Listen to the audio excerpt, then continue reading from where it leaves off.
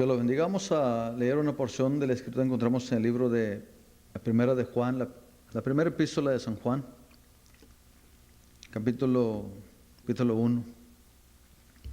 Dice la palabra de esta manera, versículo 5 dice: Este es el mensaje que hemos oído de Él y os anunciamos: Dios es luz y no hay ninguna tinieblas en Él. Si decimos que tenemos comunión con Él y andamos en tinieblas, mentimos y no practicamos la verdad. Pero si andamos en luz como Él está en luz, tenemos comunión unos con otros, y la sangre de Jesucristo, su Hijo, nos limpia de todo pecado. Si decimos que no tenemos pecado, nos engañamos a nosotros mismos y la verdad no está en nosotros. Si confesamos nuestros pecados, Él es fiel y justo para perdonar nuestros pecados, limpiarnos de toda maldad.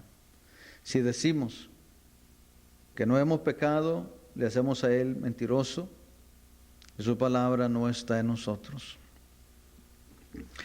Aquí hay unos versículos, fíjate, que son más conocidos que otros.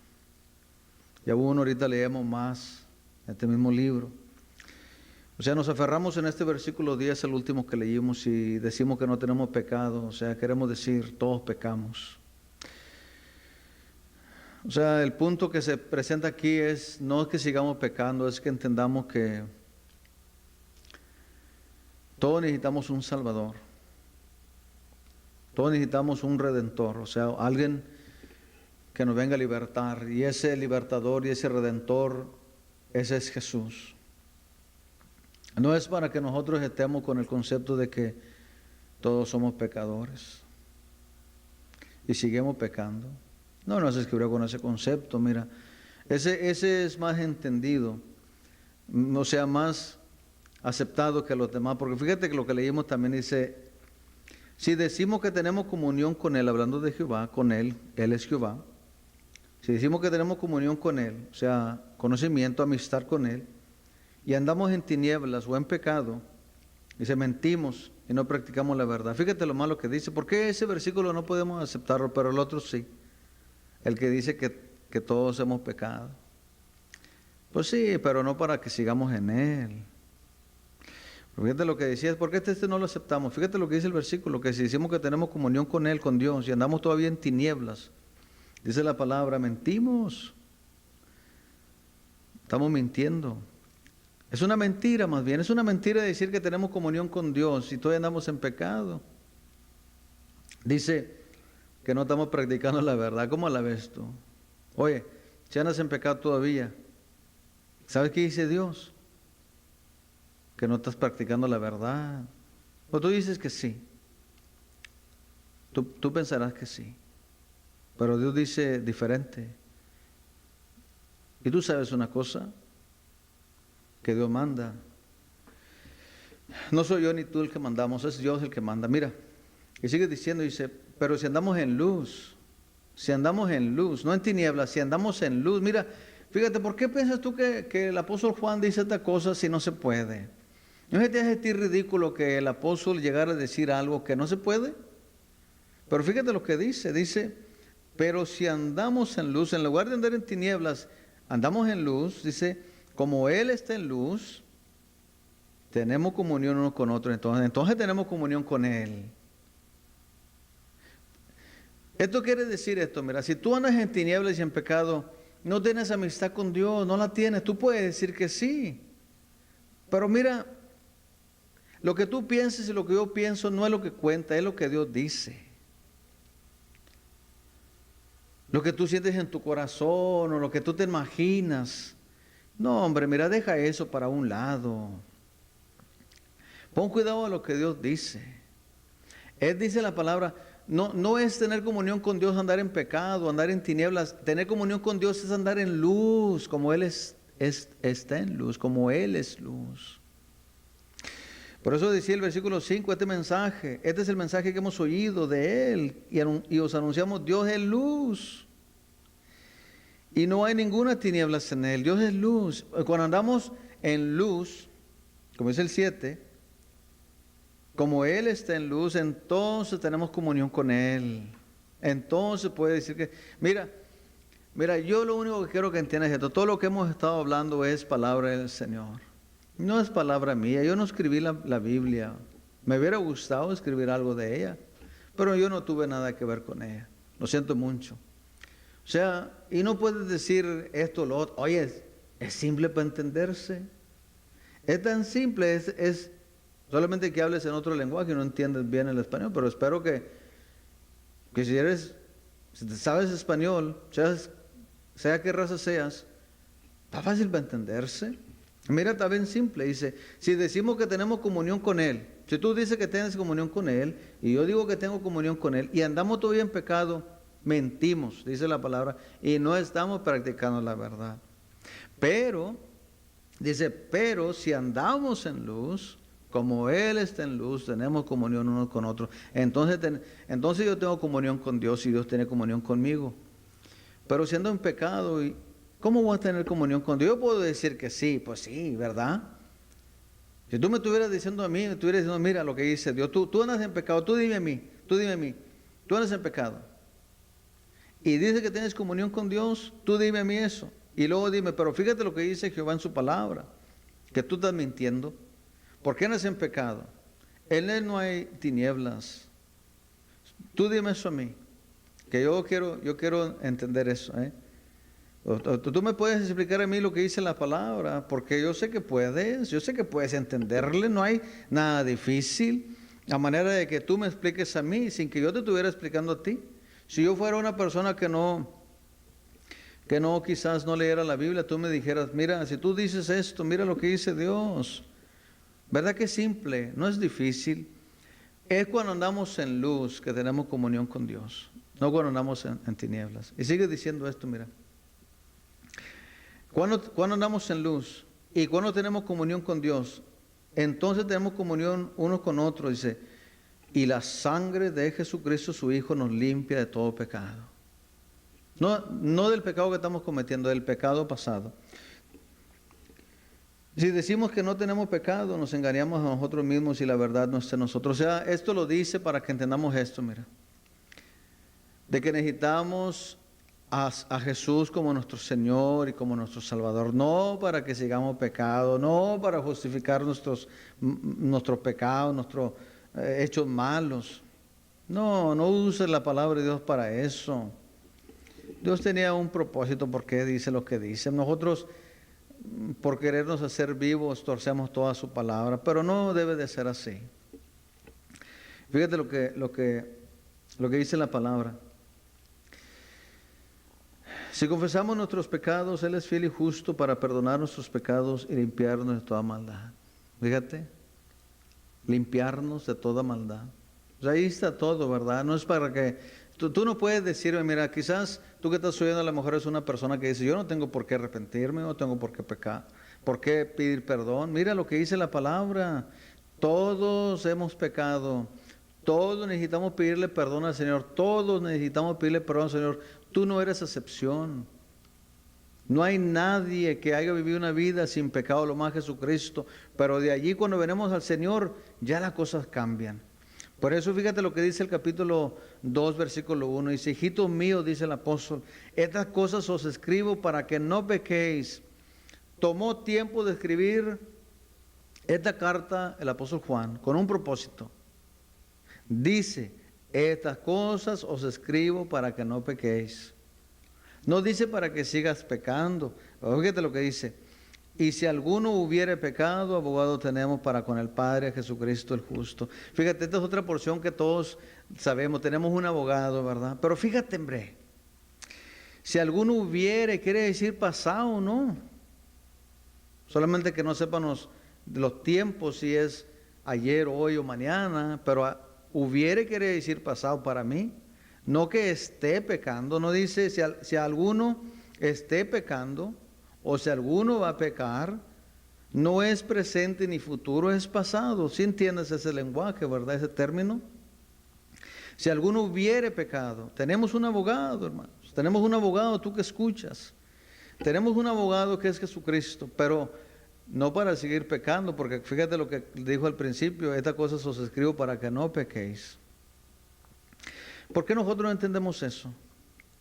¿Por qué nosotros no entendemos? Fíjate lo que dice el versículo 4 del capítulo 2, dice, y el que dice yo le conozco, Tú dices eso, yo conozco a Dios, dice, y no guarda sus mandamientos, y el tal es mentiroso y la verdad no está en él. Qué tremendo, ¿verdad?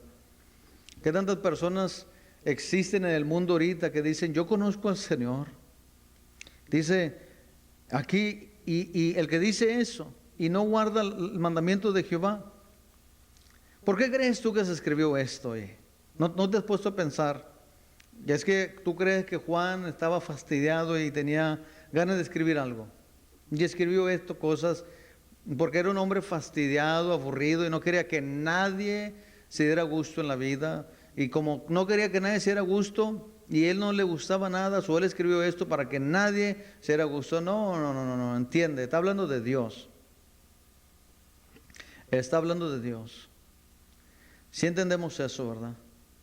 Dice en la palabra que el que dice que le conoce y no guarda sus mandamientos, el tal es mentiroso y la verdad no está en él. Qué tremendo, ¿verdad? La palabra del Señor es tan tremenda. Es buena la palabra del Señor, ¿no crees?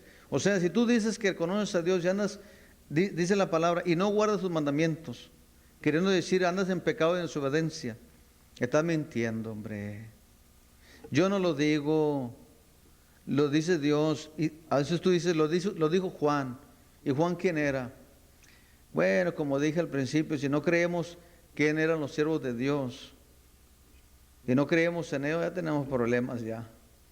Mas si crees en estas personas, eran guiados por Dios. Y dice bien claro que estamos mintiendo. Si decimos que tenemos comunión, o sea, si decimos que le conocemos y no hacemos caso, dice que la verdad no está en nosotros. Qué tremendo, ¿verdad? Ahora fíjate, vamos a enseñar en el mismo libro, capítulo 3, lo que dice la palabra. Yo creo que entiendas esto. Miré la palabra del Señor que estamos leyendo, no es palabra mía. Tú abres tu Biblia allí, para que no vas a decir, no, es que tú traes una Biblia diferente. No. Abre tu Biblia, agarra tu Biblia y ábrela a los libros que hemos estado escudriñando. Fíjate lo que dice aquí. El capítulo 3, versículo 7, 8 y versículo 9. Fíjate, es tan simple la palabra del Señor que te dice, hijitos. Oye, qué bueno que este hombre, a Juan, decía eso, ¿verdad? Esa palabrita de hijitos, con un cariño que hablaba este hombre. ¿No crees tú que lo estaba haciendo para el bien de estas personas? Dice, hijitos, nadie dice, oye, fíjate, nadie os engañe. El que hace justicia, ese es justo, como Él es justo. El que hace justicia, el que hace caso, porque fíjate lo que va a decir, el que hace caso, el que le hace caso a Dios, ese es como Dios. ¿Tú te vas a dejar que alguien te engañe diciéndote que todos somos hijos de Dios? No. Es el que hace caso a Dios, que es como Dios. Porque fíjate lo que dice, el que practica el pecado es del diablo, porque el diablo peca desde el principio. Para esto apareció el Hijo de Dios, para deshacer las obras del diablo.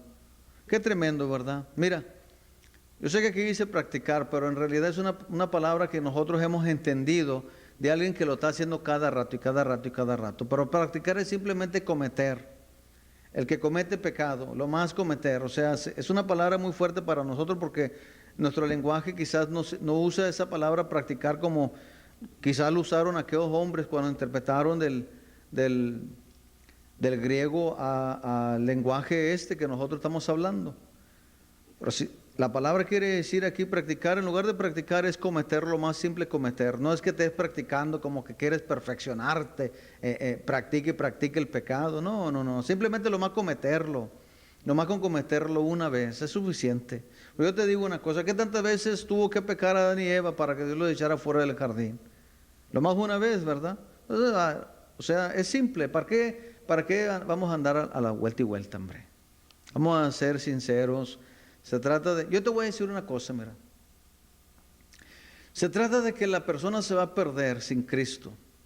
Y Dios quiere salvarte. Y Dios quiere salvarte, mira. Y Dios me quiere salvar a mí y yo ando a la vuelta y vuelta. Que sí, que no, hay que yo no, que... Oye, yo debo entender. Oye, si Dios me quiere salvar, ¿qué traigo yo para andarme queriendo sacarle la vuelta a la salvación? Algo estará mal conmigo, ¿no? Si tú me estuvieras hablando a mí para salvarme y tú lo supieras y yo anduviera a la vuelta y vuelta, ¿qué pensarás tú? ¿Qué pensarás tú? Dios quiere salvarme, yo ando a la vuelta y vuelta, sacaron la vuelta, la salvación, imagínate la salvación, y la única cosa que queda es condenación. Y yo sacándole la vuelta a la salvación para caer en condenación. Oye, eso ya es tremendo, ¿no? No. ¿Para qué hacemos eso? Mira, vamos a ser sinceros en esto y firmes, adultos en lo que estamos leyendo aquí. El que comete pecado es del diablo. Qué tremendo, ¿no? Y fíjate tú una cosa, lo que dice también aquí. O sea, esta es otra porción del texto que lo más sabemos. Que Cristo apareció para destruir las obras del diablo. La mayoría de la gente no sabe la primera parte, lo más esa parte. Es verdad. Muchas veces escogemos lo mala parte que nos gusta. Pero la primera parte también era del Señor. También es del Señor, que el que practica el pecado es del diablo. Así como Cristo vino a destruir las obras del diablo, ahora vamos a decir que hay un vicio en ti, algo en ti que no está bien. Para eso vino Jesús, dice San Juan, para destruir esa obra. Pero tú no quieres, ¿verdad? Porque quieres seguir en ella, no quieres que Cristo te la quite. ¿Tienes algún vicio, alguna cosa en tu vida y no quieres que Cristo te quite eso? Para eso Él vino, hombre.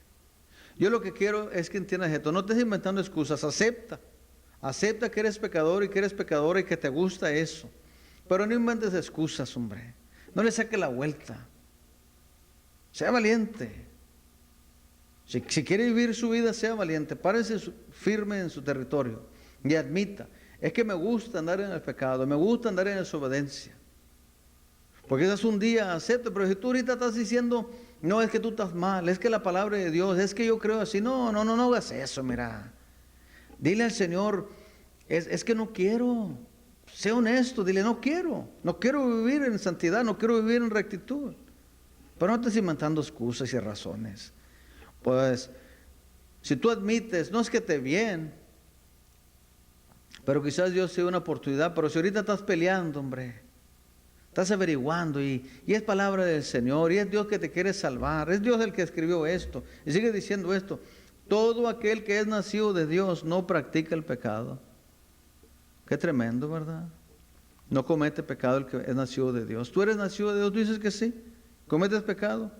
Dice: todo aquel que es nacido de Dios no comete pecado, no practica el pecado, porque la simiente, quien es Jesucristo, la simiente de Dios permanece en él y no puede pecar. Oye, ¿tú puedes volar? ¿Verdad que no puedes volar? Por más que intentes. Bueno, el que es nacido de Dios no puede pecar tampoco. Viene a ser imposible. Pues tú no puedes volar.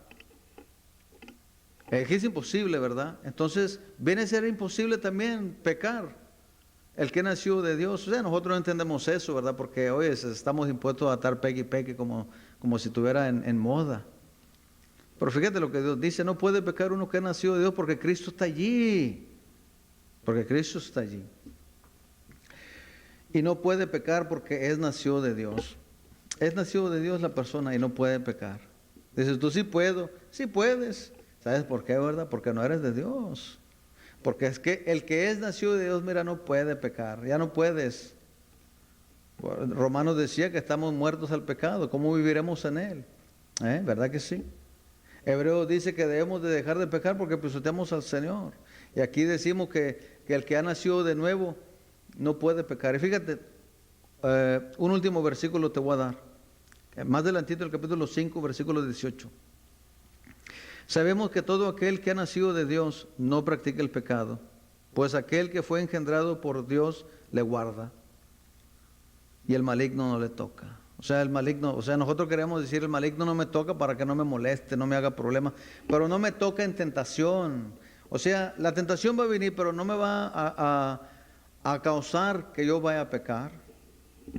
Oye, así no entiendo la palabra tan simple que es: para que yo siga en pecado, sabiendo que dice aquí, igual que decía en el capítulo 3, sabemos que todo dice, no uno que otro, sabemos que toda persona, hombre, todo aquel, bueno, a lo mejor tú no has aceptado al Señor, pero yo te digo una cosa, que entiende tú también que un día estaremos delante de Dios y debemos vivir para Él. Pero si tú que estás oyendo ya aceptaste a Cristo y entiende esto, que si tú crees que ya naciste de Él, dice, sabemos, o sea, es algo que se sabe. Quizás tú no lo sepas, pero Juan lo sabía, y Pablo lo sabía, y Pedro lo sabía. Ellos sabían esto, que todo aquel que ha nacido de Dios ya no practica el pecado. Ya no practica el pecado. Pues una vez, 2 veces, 3 veces, 4, nada. Dice, pues aquel que fue engendrado por Dios, quien es Jesucristo, le guarda. Por eso, hombre, por eso no podemos ya andar en pecado, porque Cristo nos guarda. Yo espero que hayas entendido. Y sigue diciendo que el maligno no nos puede tocar. El diablo no nos puede forzar que pequemos. No nos puede forzar. Porque Cristo nos guarda. Cristo nos protege. Nosotros queremos que nos guarde, pero que no nos desbarate el carro, no nos queme la casa, cosas así, ¿verdad? Pero Dios tiene a Jesucristo para que nos guarde y no pequemos. Así que mira, escudriña todo lo que hemos leído en este libro de Primero de Juan. Yo espero que hayas entendido y que considere lo que Dios te dice. Pues Dios te ama y quiere que vivas para Él. Dios te bendiga.